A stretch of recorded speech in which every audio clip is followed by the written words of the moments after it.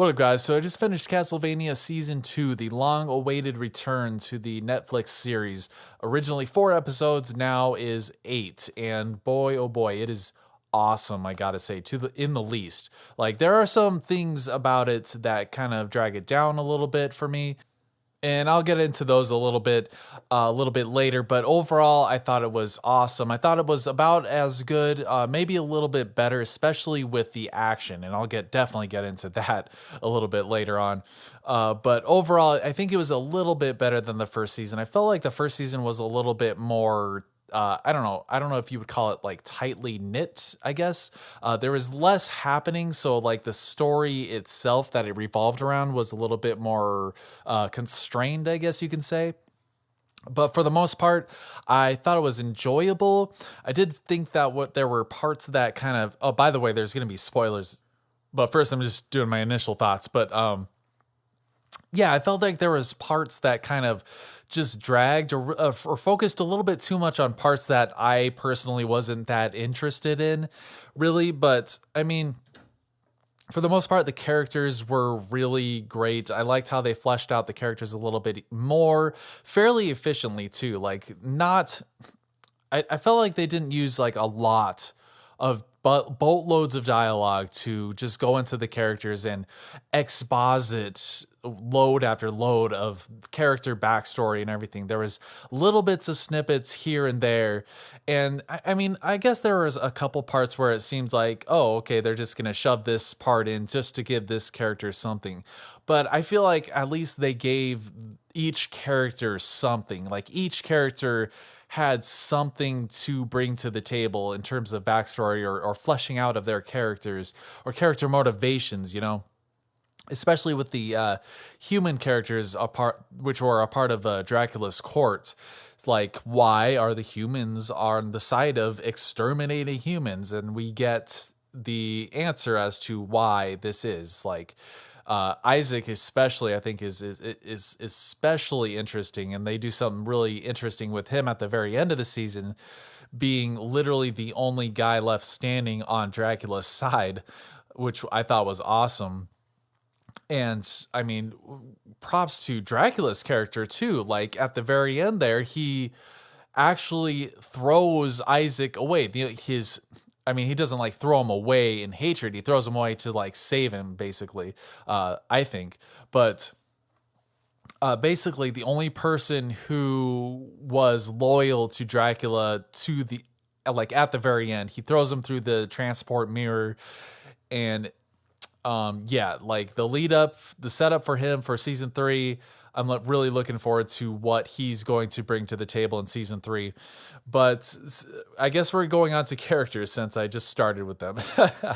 But speaking of Dracula, man, like, what they did with Dracula in this was very interesting. Instead of being like this massive, powerful force, you know, this imposing, threatening force that they kind of showed in the first season, I was kind of expecting him to be a little bit more, I don't know what you would call it, more of an intimidating force, I guess you could say, because he didn't seem to, just by his presence, make his subordinates fall in line. Like, this basically the whole season was about his subordinates not following what he was wanting to do, you know. And it was very interesting what they did with his character, because he had basically just given up on life. You know, his last life goal was to exterminate humans.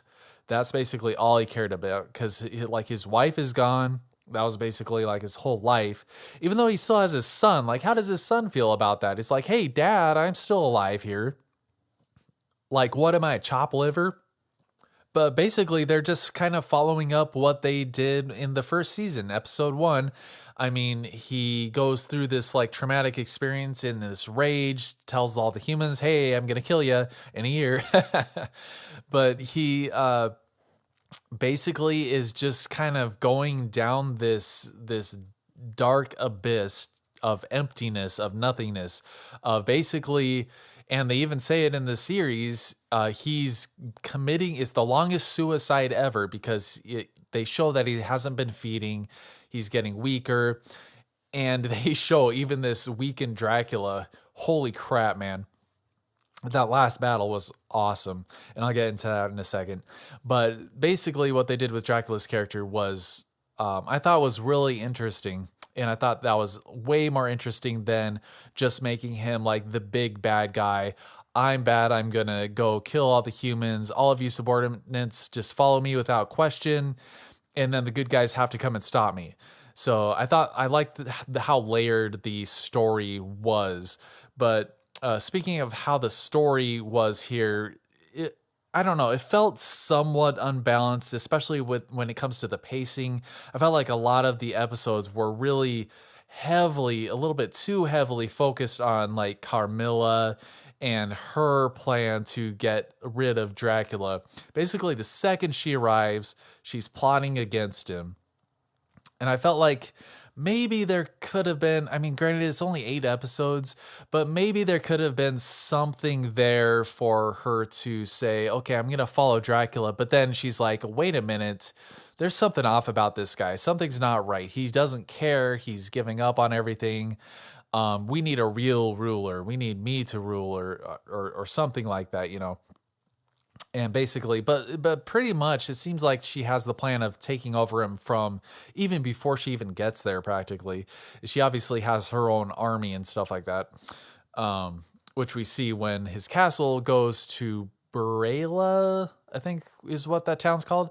But when they go to that town, I almost felt like it was pointless to go, like a lot of Carmella's stuff I felt like is set up for season 3, because it's, I mean, the second she enters, I'm like, okay, she's gonna be the villain for season 3.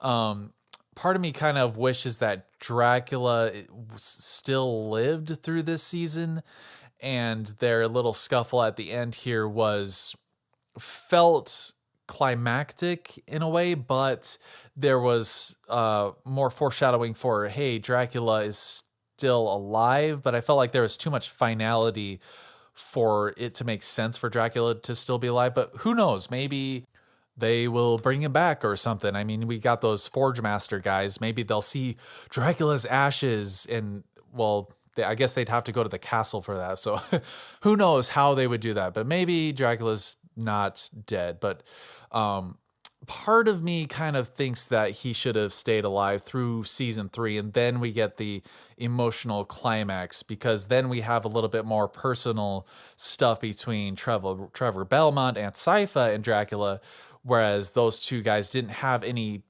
anything personal, really personal attachment to Dracula, whereas Alucard had it all, being his son, and they had that little clash in season 1 as well. So I think that brings a little bit more, I don't know, depth to their opposition, I guess you could say. But of course, speaking of Alucard here, he had the most personal connection with Dracula, being his son. There was so much like emotion in that fight, especially that last part of that fight. Man, like when Dracula realized what he's doing, he's like, oh man, this is the last part of my life that I built with my wife, my son. I'm killing my son. And he has that breakdown and basically lets Alucard kill him. And that was like such an emotional scene there. And at the end there, Alucard just breaks down, you know, at the very end episode 8. And I love how they ended that, just silence, just him weeping at the loss of his mother and his father. And just like, he has lost more than anybody in this particular show. Like, obviously Trevor has lost a lot, which I think they went into a little bit, but they haven't really gone into his character like that deeply to get like to the emotional roots of it. He's still like showing that hard exterior. Granted, it's breaking a little bit with Sypha and Alucard. We can see that in some of the humor that they used. But I kind of wished that they did go a little bit deeper into his or deeper into his character, I guess, and how he feels. You know, we do get some more backstory and banter between the three of them, which was really nice. Although a lot of it was kind of made to be humorous, which a lot of it landed, and a lot of it kind of helped to balance out the dark grittiness of this world and the subject matter that they're in. But a lot of it just felt forced, I guess you could say, and it felt a lot of current day humor, with the protagonists like bantering against each other. But I don't know. What do you guys think? What did you think about the banter between the three of them? But yeah, I did wish there was a little bit more for Trevor Belmont and really all three of them, I guess. Sypha as well, even though Sypha, I think, really stole the show in some of these fights. Especially that castle fight when they first arrived, like her ice powers and her combat abilities with these ice powers is really exceptional. And it's just part of it. Part of one thing, okay, how does she, correct me obviously if I'm missing something, but how does she have such like really great combat abilities with her magic?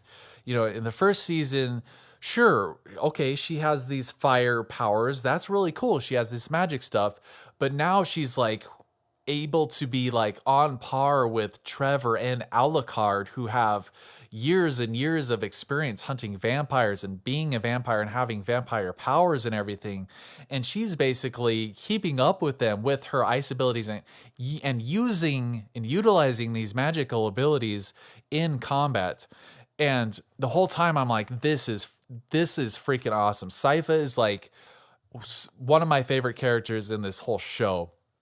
And she just steals some of those combat scenes for me, especially when she cuts that dude in half when he's trying to run along her ice wall, and she just splits him in half with it. Oh my god, such cool stuff. But how did she train for like? Because she's a part of the nomadic group of the speakers who seem to be like a peaceful group, So you would think that she wouldn't be trained in any kind of combat scenario. And it's kind of interesting too that she knows these kind of ice magical abilities that are basically offensive abilities, even though she uses it for other things. But yeah, obviously correct me if I'm wrong, but I thought that was kind of weird. And or if they went into it, of course I could be forgetting something, but I thought it was kind of weird how she was so skilled at combat, even though it was super awesome. Now, of course, speaking of that castle fight scene, you have a remake of Bloody Tears, which I did an 8-bit cover of on the channel. I did an 8-bit cover of an 8-bit song. So that's pretty cool. Check that out if you haven't. I put a lot of work into that one.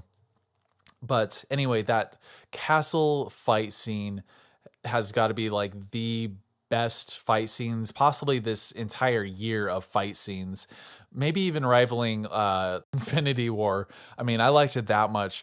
Although at that point when I was watching it, I watched it right after I watched episode 6, which was also pretty action heavy. So I was a little bit oversaturated with the action. And that's one of the things about this season was I felt like it was a little bit unbalanced with the action and then and the standing around talking scenes. Granted, they did have kind of an action scene of Gaston going and raiding and just like, well, getting a midnight snack from that town with all the vampires. Although I don't really consider that an action scene. There was a lot of kind of absence of action, at least I felt, for the bulk of the season until episode 6, when the monsters start to break into the Belmont catacombs or the library. And then we have like, this is Trevor Belmont's time to shine here. He takes on that giant monster. Right after that, he takes on this like blindfolded dude with a spike. That's like showing off Trevor's skill. Like, we already saw his skill from the season 1, so we didn't really need to establish his skill again, but now it's establishing, hey, this guy's even more skilled than that. But I gotta say, the animation this season definitely trumps season 1. Like, it's kind of the same direction, I guess you could say, from season 1, where you have a lot of still images with panning shots. But the thing about that is that it's not necessarily a bad thing, because you got to know when to use your animation. You got to know, because you only have a certain amount of time, episodes, budget, etc. To do this. So you got to say, okay, we want this part to be really well animated, this part to be okay animated. You need to know when to have zero movement, a little bit of movement, and a lot of movement, and then stylized movement. And a lot of the action scenes have this really awesome, fluid, stylized animation. Especially when Trevor's fighting that monster, and the castle fight and the Dracula fight. All of it was animated really well, I think. And then you do have some wonky stuff. You have some wonky looking just still shots even, and some wonky looking animations, but I think it's balanced out really well to where you have really good looking animation in more important scenes. But I guess overall, I kind of wished that Sypha, Alucard, and Belmont were a little bit better intertwined with the rest of the story. It almost felt like they were, in large part, a kind of a side thought or a side story. And, obviously Dracula and his minions were the main focus, but I wished that they were intertwined a little bit better instead of just, hey, we're here, we're going to exterminate all the humans, but remember, these guys are over here doing that thing, so we should probably address that too. I think what would have been really cool was if maybe Carmilla has, or even Dracula has a run-in with them, and they barely escape, and then later on they get to the Belmont Library, and then like they find the Morning Star, and Sypha finds some books with some really cool spells, maybe some combat spells, and she practices there a little bit. And then they go in more prepared to go and take on Dracula. And then we have the castle fight and the Dracula fight. I think it's maybe just one more run-in with like the main villains and the main heroes like midway through the season would have been nice. But overall, I thought it was awesome. Like Castlevania, this is, I gotta say, the best video game adaptation, at least that I can remember. And of course, Carmilla, which I think is a pretty weak villain, at least in this season. She just comes in, hey, I'm gonna be the villain of season 3. That was my first thought when she walked through that door, and I'm like, oh, are we gonna be setting up season 3 a lot in this? And that a lot of the story and a lot of the story elements felt like it was just set up for the next season, which was kind of too bad, because I felt like they could have taken some of that focus out and put more focus on the protagonists. But I think that sums up my thoughts on it. Obviously, what do you guys think? Let me know down in the comments. If you like this video, give it a like and share it out. And of course, subscribe if you're not subscribed. I got a lot of more videos coming out in the future. And definitely check out that Bloody Tears cover that I did. It's awesome. As always, thanks for watching, and take it easy.